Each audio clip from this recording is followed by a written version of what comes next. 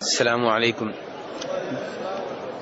إن الحمد لله نحمده ونستعينه ونستغفره ونعوذ بالله من شرور أنفسنا ومن سيئات أعمالنا من يهده الله فلا مضل له ومن يضلل فلا هادي له أشهد أن لا إله إلا الله وحده لا شريك له وأشهد أن محمدا عبده ورسوله أما بعد فإن خير الحديث كتاب الله وخير الهدي هدي محمد صلى الله عليه وسلم وشر الأمور محدثاتها وكل محدثة بدعة وكل بدعة ضلالة وكل ضلالة في النار. قال تعالى: وأقيموا الصلاة وآتوا الزكاة واركعوا مع الراكعين. نماز قائم کرو، زکوٰۃ ادا کرو اور رکوع کرنے والوں کے ساتھ مل کر رکوع کرو. میرے بھائیو، ہمارا آج موضوع ہے زکوٰۃ. زکوٰۃ کے بارے میں آپ جانتے ہیں کہ اللہ تبارک و تعالیٰ نے جہاں نماز فرض کی ہے وہاں زکوٰۃ بھی فرض کی ہے. زکوٰۃ بہت ہی عظیم عبادت ہے اور اس کے فرض ہونے پہ کتاب و سنت سے اور اجماع سے دلائل ملتے ہیں. اللہ تبارک و تعالیٰ نے قرآن پاک میں 82 کے قریب آیتوں میں جہاں نماز کا ذکر کیا وہیں پہ زکوٰۃ کا ذکر کیا. چنانچہ اللہ تعالیٰ فرماتے ہیں 11ویں سپارے میں سورہ توبہ میں: خذ من اموالہم صدقۃ تطہرہم وتزکیہم بہا وصلی علیہم، کہ اے نبی علیہ السلام آپ ان لوگوں سے زکوٰۃ لیں. جب آپ ان سے زکوٰۃ لیں گے تو تبھی یہ لوگ گناہوں سے پاک صاف ہوں گے، اور زکوٰۃ لے کر آپ ان کے لیے دعا کریں، آپ کی دعاؤں سے انہیں سکون ملتا ہے. ایسے ہی اللہ تبارک و تعالیٰ نے زکوٰۃ ادا نہ کرنے پہ سخت عذاب کی وعید سنائی ہے. چنانچہ اللہ تعالیٰ فرماتے ہیں: والذین یکنزون الذهب والفضة ولا ينفقونها في سبیل اللہ فبشرهم بعذاب علیم، کہ وہ لوگ جو سونا چاندی جمع کرتے ہیں ان کو خزانہ بنا کے رکھتے ہیں اور اس میں سے اللہ کی راہ میں خرچ نہیں کرتے، آپ انہیں دردناک عذاب کی خوشخبری دے دیں. سونا چاندی جمع کرنا اور اس میں سے اللہ کی راہ میں خرچ نہ کرنا، زکوٰۃ ادا نہ کرنا، اتنا بڑا جرم ہے کہ اللہ تعالیٰ کہہ رہے ہیں کہ ایسے لوگوں کو آپ بتا دیں کہ دردناک عذاب ان کا منتظر ہے. یہ دردناک عذاب کب ہوگا؟ فرمایا: یوم یحمى علیہا فی نار جہنم، قیامت کے روز یہی سونا چاندی جسے لوگ جمع کر کے رکھتے ہیں، بڑا ان سے پیار کرتے ہیں اور اس میں سے اللہ کی راہ میں خرچ نہیں کرتے، اسی سونے چاندی سے جہنم کی آگ کو جلایا جائے گا، اسی سونے چاندی کو جہنم کی آگ میں گرم کیا جائے گا، تپایا جائے گا، اور اسی سونے چاندی کے ساتھ ان کی پیشانیوں کو داغا جائے گا، ان کی پشت کو داغا جائے گا اور ان کے پہلوؤں کو داغا جائے گا، اور پھر ان سے کہا جائے گا چکھو اس سونا چاندی کا مزہ جسے تم جمع کر کے رکھتے رہے، یعنی کہ تم اس میں سے زکوٰۃ نہیں ادا کرتے تھے. تو اس سے بھی معلوم ہوا کہ میرے بھائیو، زکوٰۃ ادا کرنا ضروری ہے، زکوٰۃ ادا کرنا فرض ہے، زکوٰۃ ادا کرنا لازمی ہے. نبی علیہ الصلوۃ والسلام کی احادیث میں بھی زکوٰۃ کی یہی تاکید آئی ہے. چنانچہ عبداللہ ابن عباس رضی اللہ عنہما روایت کرتے ہیں، اور یہ حدیث تو بیان کرنے لگا ہوں، اسے امام بخاری امام مسلم دونوں نے اپنی اپنی حدیث کی کتب میں ذکر کیا ہے کہ عبداللہ ابن عباس فرماتے ہیں کہ نبی علیہ السلام نے جب معاذ ابن جبل کو یمن کا گورنر بنا کے بھیجا، اور یہ کس سال کا واقعہ میرے بھائیو؟ کوئی بھائی بتا سکتے ہیں کہ نبی علیہ السلام نے معاذ ابن جبل کو کس سال یمن کا گورنر مقرر کیا تھا؟ یہ سن 10 ہجری کا واقعہ ہے. کس سال کا واقعہ ہے؟ اور نبی علیہ السلام کب فوت ہوئے ہیں؟ جی سن 11 ہجری.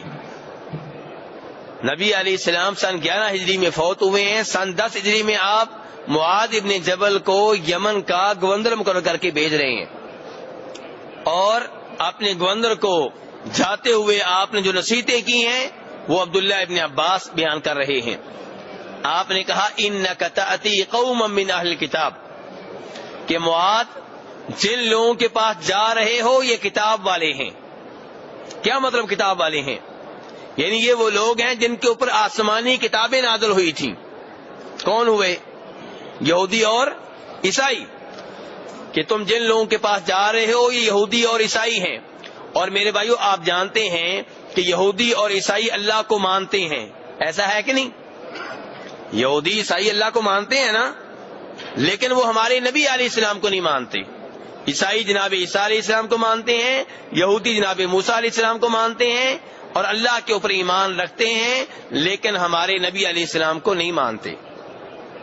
نبی علیہ السلام ان لوگوں کے پاس اپنے گورنر معاذ بن جبل کو بھیج رہے ہیں اور نصیحت کیا کر رہے ہیں؟ پہلے نمبر پہ یہ بتایا کہ جن کے پاس جا رہے ہو یہ کون ہیں.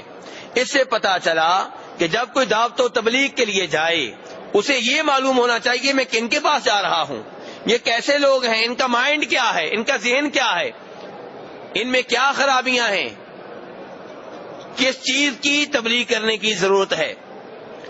تو آپ بتا رہے ہیں کہ تم یہودیوں عیسائیوں کے پاس جا رہے ہو. اب یہودی عیسائی اللہ کو مانتے ہیں, اس کے باوجود آپ علیہ السلام فرما رہے ہیں فَلْيَكُنْ أَوَّلَ مَا تَدْعُوهُمْ إِلَيْهِ شَهَادَةُ أَن لَا إِلَهَ إِلَّا اللَّهُ وَأَنِّي رَسُولُ اللَّهِ, کہ معاذ سب سے پہلی دعوت جو تم نے ان کو دینی ہے, پہلی وہ چیز جس کی تبلیغ تم نے ان کو کرنی ہے وہ کیا ہے کہ یہ مان لیں کہ اللہ کے سوا کوئی بھی عبادت کا حقدار نہیں ہے. اللہ کو مانتے ہیں, پھر بھی پہلی تبلیغ کیا ہے, پہلی دعوت کیا ہے؟ توحید کی. کیونکہ توحید کا تصور جو عام لوگوں کے پاس ہے, اسلام وہ توحید نہیں چاہتا. یہودی اللہ کو رب مانتے ہیں, خالق مانتے ہیں, ساتھ ساتھ جناب عزیر کو اللہ کا بیٹا کہتے ہیں. عیسائی اللہ تعالیٰ کو مانتے ہیں, ساتھ ساتھ جناب عیسیٰ علیہ السلام کو بھی اللہ کا حصہ سمجھتے ہیں, ان کو مشکل کشا سمجھتے ہیں, حاجت روا سمجھتے ہیں, ان کو سجدے کرتے ہیں. اور اہل مکہ جن کے پاس نبی علیہ السلام نبی بن کر آئے تھے وہ بھی اللہ کو مانتے تھے. اپنی طرف سے نہیں کہہ رہا, 11واں سپارہ ہے. اللہ تعالیٰ فرماتے ہیں قُلْ مَن يَرْزُقُكُم مِّنَ السَّمَاءِ وَالْأَرْضِ أَمَّن يَمْلِكُ السَّمْعَ وَالْأَبْصَارَ. آپ ان سے پوچھئے, اہل مکہ سے پوچھئے جو آپ کی دعوت قبول نہیں کر رہے, جو توحید کی دعوت قبول نہیں کر رہے, ان سے پوچھئے تمہیں رزق کون دیتا ہے. پہلا سوال کیا ہے کہ تمہارا رازق کون ہے؟ رزق آسمانوں سے آئے یہ زمین سے نکلے, یہ رزق تمہیں کون دے رہا ہے؟ یہ پہلا سوال کیا جا رہا ہے ان لوگوں سے جو نبی علیہ السلام کی دعوت توحید کو قبول نہیں کر رہے تھے. اَمَّن يَمْلِكُ السَّمْعَ وَالْأَبْصَارَ, تمہارا مالک کون ہے؟ تمہاری نگاہوں کے اوپر کنٹرول کس کا ہے؟ تمہاری کانوں کے اوپر کنٹرول کس کا ہے؟ تیسرا سوال وَمَن يُخْرِجُ الْحَيَّ مِنَ الْمَيِّتِ وَيُخْرِجُ الْمَيِّتَ مِنَ الْحَيِّ. مردے کو زندہ سے کون نکالتا ہے, زندہ کو مردہ سے کون نکالتا ہے؟ مردہ انڈے کو زندہ مرغی سے کون نکالتا ہے؟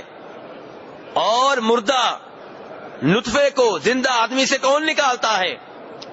اور مردہ نطفے سے زندہ بچے کو کون نکالتا ہے؟ اور مردہ انڈے سے زندہ چوزے کو کون نکالتا ہے؟ ان سے پوچھئے موت و حیات کس کے ہاتھ میں ہے؟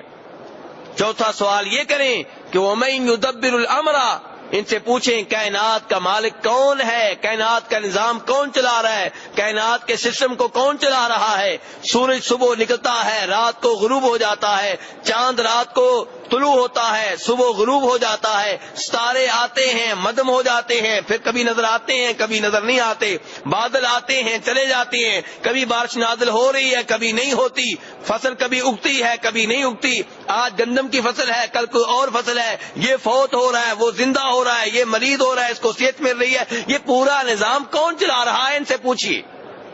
سوال کتنے ہوئے؟ کتنے سوال میرے بھائیوں؟ 4۔ اور آخر میں اللہ نے کہا جواب کا انتظار کرنے کی ضرورت نہیں، اللہ کہتے ہیں میں بتاتا ہوں کہ اہل مکہ کیا جواب دیں گے۔ اللہ کہتے ہیں اہل مکہ کہیں گے فَسَيَقُولُونَ اللہ، یہ اہل مکہ کہیں گے کہ رازق اللہ، مالک اللہ، کائنات کا نظام چلانے والا اللہ، موت و حیات کا مالک اللہ۔ پتہ چلا اتنی سی توحید تو اہل مکہ بھی مانتے تھے، اتنی سی توحید یہودی بھی مانتے تھے، اتنی سی توحید عیسائی بھی مانتے تھے، اور اتنی سی توحید آج کے بہت سے مسلمان بھی مانتے ہیں۔ وہ کہتے ہیں کہ ہم جن درباروں پہ جاتے ہیں یہ اصل نہیں ہے، اصل اللہ ہے، یہ لے کر دیتے ہیں، یہ سیڑھی ہیں، ان کے بغیر اللہ ہماری سنتا نہیں، ان کے اللہ موڑتا نہیں۔ اور یہی نعرہ اہل مکہ کا تھا۔ وہ بھی کہتے تھے لات عزا ہبل اصل نہیں ہے، اصل کون ہے؟ اللہ۔ لات عزا ہبل اللہ سے لے کر دیتے ہیں۔ یہ اپنی طرف سے نہیں کہہ رہا، اس کا بھی حوالہ قرآن پاک میں موجود ہے، 23واں پارہ، والذین اتخذوا من دونہ اولیاء، اور وہ لوگ جنہوں نے اللہ کے سوا اوروں کو ولی بنا رکھا ہے۔ ولی کا لفظ اردو میں بھی استعمال ہوتا ہے، والذین اتخذوا من دونہ اولیاء، وہ لوگ جنہوں نے اللہ کے سوا اولیاء بنا رکھے ہیں، ولی بنا رکھے ہیں۔ آپ ان سے پوچھیں یہ کام تم کیوں کرتے ہو؟ ما نعبدہم الا لیقربونا الی اللہ زلفا، یہ کہیں گے اس لیے ہم ان کی عبادت کرتے ہیں، اس لیے ان کو پکارتے ہیں، اس لیے ان سے مانگتے ہیں، اس لیے ان سے دعائیں کرتے ہیں، کیونکہ یہ ہمیں اللہ کے قریب کر دیتے ہیں۔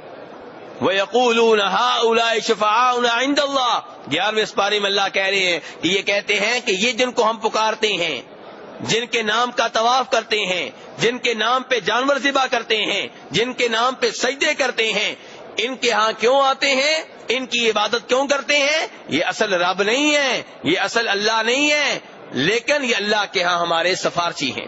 اور آج کے مسلمان بھی یہی کہتے ہیں کہ جن درباروں پہ ہم جاتے ہیں وہ رب نہیں ہے، لیکن رب نے اختیارات ان کو دے دیے ہیں، ہم ان سے رابطہ کرتے ہیں، وہ اللہ سے لے کر دیتے ہیں۔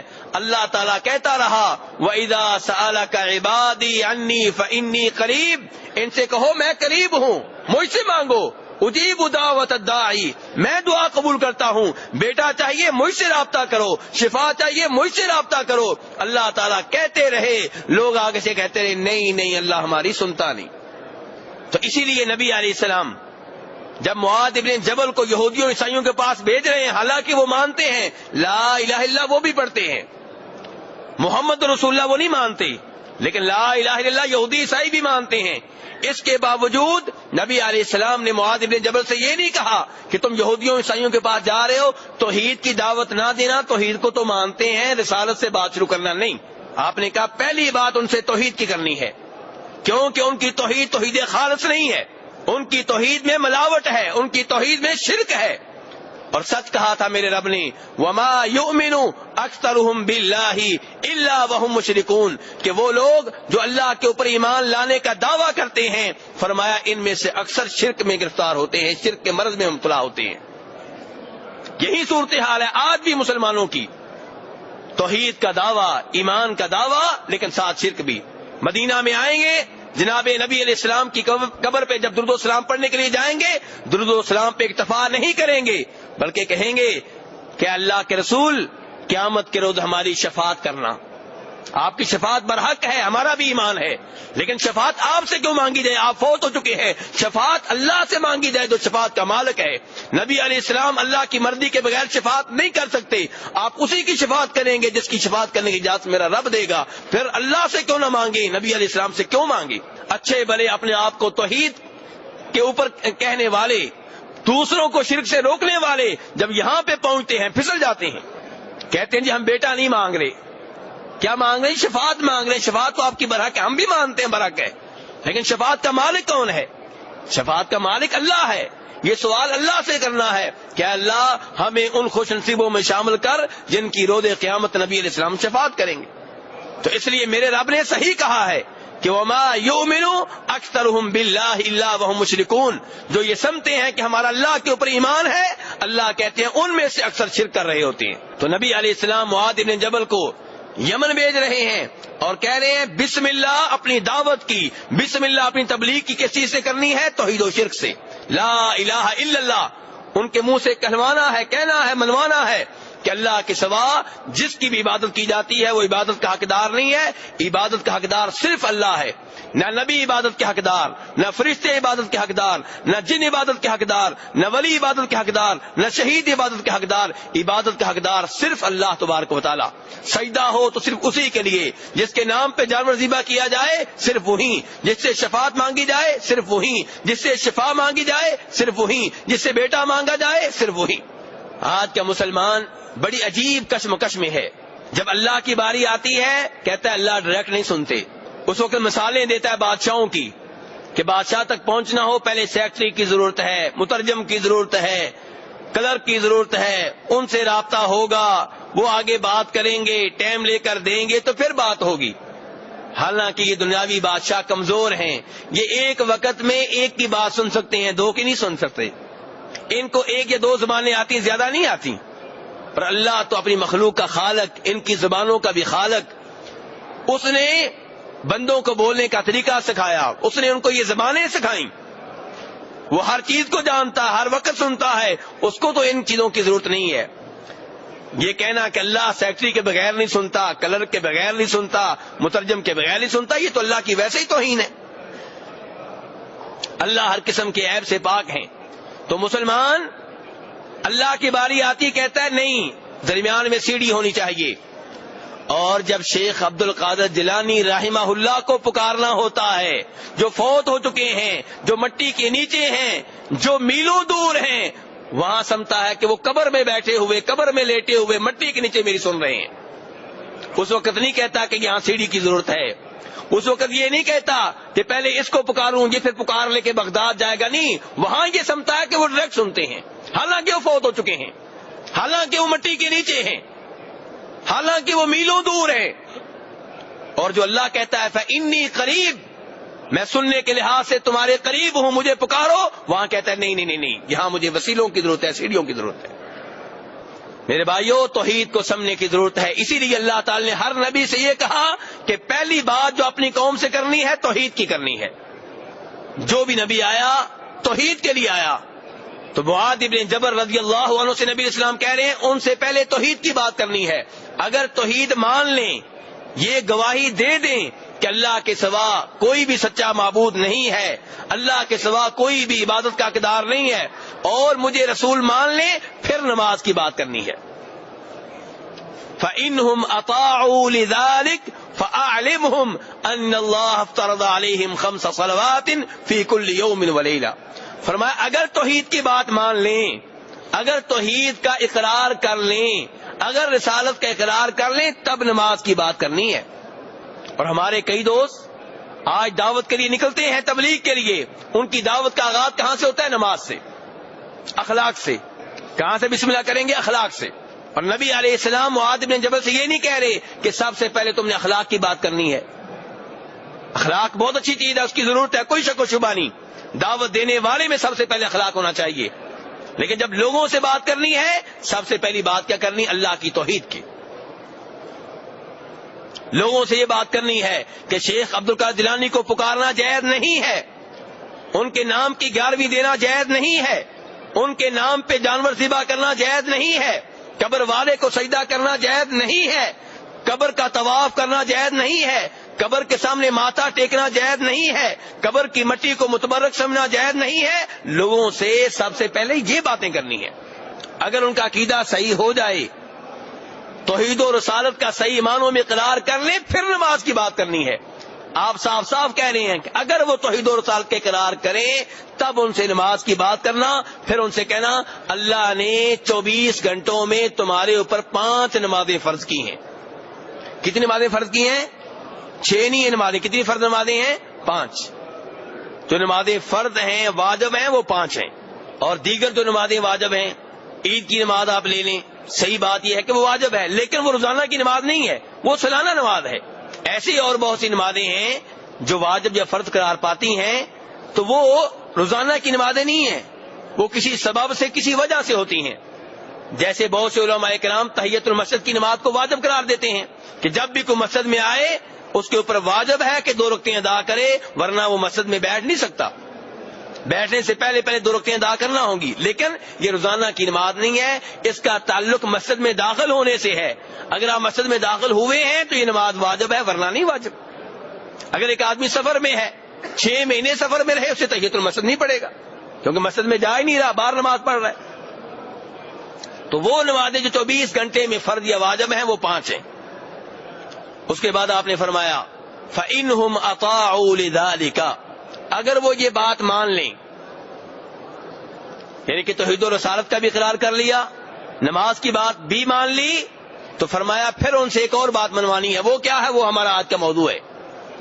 فرمایا فَأَعْلِمْهُمْ أَنَّ اللَّهَ افْتَرَضَ عَلَيْهِمْ صَدَقَةً تُؤْخَذُ مِنْ أَغْنِيَائِهِمْ وَتُرَدُّ عَلَى فُقَرَائِهِمْ، کہ پھر آپ نے ان کو یہ بتانا ہے کہ اللہ نے تمہارے اوپر زکوٰۃ فرض کی ہے، جو تمہارے مالدار لوگوں سے لی جائے گی اور تمہارے ہی فقیروں کے اوپر تقسیم کر دی جائے گی۔ آپ اس سے اندازہ کریں کہ زکوٰۃ کی اسلام میں کتنی اہمیت ہے کہ توحید و رسالت کا کوئی اقرار کر لے، نماز پڑھنے لگ جائے، فرمایا اس کے بعد زکوٰۃ منوانا ضروری ہے، اس کو بتانا ہے کہ زکوٰۃ بھی فرض ہے، زکوٰۃ بھی ادا کرنا ہوگی۔ اور جتنے بھی علماء کرام ہیں جن کا اہل سنت والجماعت، اہل حدیثوں سے تعلق ہے، سب کا اس بات پہ اتفاق ہے کہ زکوٰۃ ادا کرنا فرض ہے۔ اس معاملے میں کوئی اختلاف نہیں ہے ان علماء کرام میں جو سنت کو ماننے والے ہیں، جو حدیث کو ماننے والے ہیں۔ میں ان کی بات نہیں کر رہا جو صحابہ کرام سے بغض و عداوت رکھتے ہیں، ان سے ہٹ کے باقی تمام لوگوں کی بات کر رہا ہوں۔ باقی تمام لوگوں کا اس بات پہ اتفاق ہے کہ زکوٰۃ ادا کرنا ضروری ہے، فرض ہے ہر اس آدمی کے اوپر جس کے پاس زکوٰۃ کا مال ہے۔ میرے بھائیو، زکوٰۃ کا اسلام میں بہت بڑا مقام و مرتبہ ہے، بہت بڑا مقام و مرتبہ ہے۔ اس کا اندازہ آپ اس بات سے لگا سکتے ہیں کہ اسلام کے 5 ستون ہیں، 5 ارکان ہیں۔ ان میں سے پہلا کیا ہے جی؟ توحید و رسالت کی گواہی دینا، توحید و رسالت کی گواہی دینا۔ اور دوسرا اسلام کا رکن اور پلر اور ستون کیا ہے؟ نماز قائم کرنا۔ اور تیسرا اسلام میں ستون جو ہے، رکن جو ہے وہ کیا ہے؟ زکوٰۃ ادا کرنا۔ بلکہ نبی علیہ السلام جب کسی صحابی سے بیعت لیتے تو اس سے جہاں یہ وعدہ لیتے کہ شرک نہیں کرو گے، نماز قائم کرو گے، یہ وعدہ بھی لیتے زکوٰۃ ادا کرو گے۔ امام مسلم رحمہ اللہ روایت کرتے ہیں جریر بن عبداللہ البجلی سے، وہ کہتے ہیں جب میں نے نبی علیہ السلام کی بیعت کی تو آپ نے بیعت اس بات پہ لی کہ میں توحید پہ رہوں گا، نماز قائم کروں گا اور زکوٰۃ ادا کروں گا، اور ہر مسلمان کی خیر خواہی کروں گا، کسی مسلمان کو دھوکہ نہیں دوں گا، خیانت نہیں کروں گا۔ زکوٰۃ میرے بھائیو اتنی فرض ہے کہ اگر کچھ لوگ زکوٰۃ ادا نہیں کرتے تو مسلمان حکمران اس سے لڑیں گے، تلوار اٹھائیں گے، بات قتل و غارت تک پہنچے گی۔ امام بخاری روایت کرتے ہیں جناب عبداللہ ابن عمر رضی اللہ عنہما سے کہ فرمایا تھا نبی علیہ السلام نے امرت ان اقاتل الناس حتی یشہدوا ان لا الہ الا اللہ وان محمد رسول اللہ ويقيموا الصلاة ويؤتوا الزكاة فإذا فعلوا ذلك عصموا مني دماءهم وأموالهم إلا بحق الإسلام وحسابهم على الله۔ کہ نبی علیہ السلام نے فرمایا تھا کہ مجھے آرڈر ہے، اللہ کے رسول کو آرڈر دینے والا کون ہوگا؟ اللہ تعالیٰ۔ آپ فرما رہے ہیں مجھے آرڈر ہے کہ میں لوگوں سے لڑوں، لوگوں پہ تلوار چلاؤں، لوگوں سے جہاد کروں، اس وقت تک یہ جہاد کرتا رہوں، تلوار چلاتا رہوں جب تک کہ وہ توحید و رسالت کا اقرار نہیں کر لیتے اور نماز قائم نہیں کرتے اور زکوٰۃ ادا نہیں کرتے۔ تلوار کب اٹھے گی؟ لڑائی کب تک جاری رہے گی؟ جب تک کہ وہ یہ 3 چیزیں نہیں مان لیتے۔ یعنی کہ اس کا مطلب یہ کہ روزہ اگر کوئی نہ رکھے سختی اس کے اوپر کی جائے گی، لیکن اس سے جہاد نہیں ہوگا، تلوار نہیں چلے گی.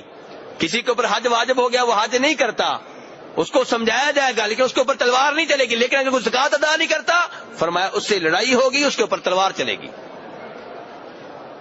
آپ زکات کی اہمیت کو سمجھے میرے بھائیوں.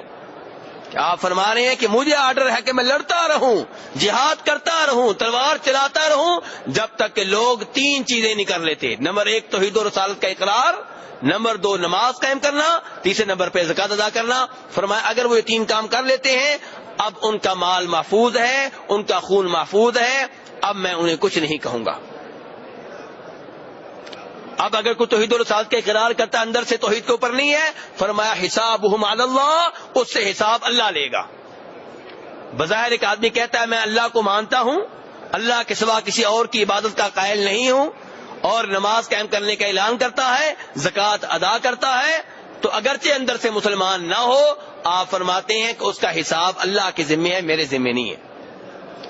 اسی لیے مدینہ کے منافق جن کے بارے میں آپ کو آگاہ بھی کر دیا گیا تھا، آپ نے ان کو قتل نہیں کیا. جناب عمر فاروق جیسے لوگوں نے کئی دفعہ کہا آپ اجازت دیں ہم ان کی گردنیں اڑا دیتے ہیں، آپ نے کہا نہیں.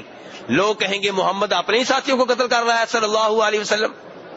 منافق تھے، پکا پتہ تھا، لیکن تلوار ان کے اوپر نہیں چلائی.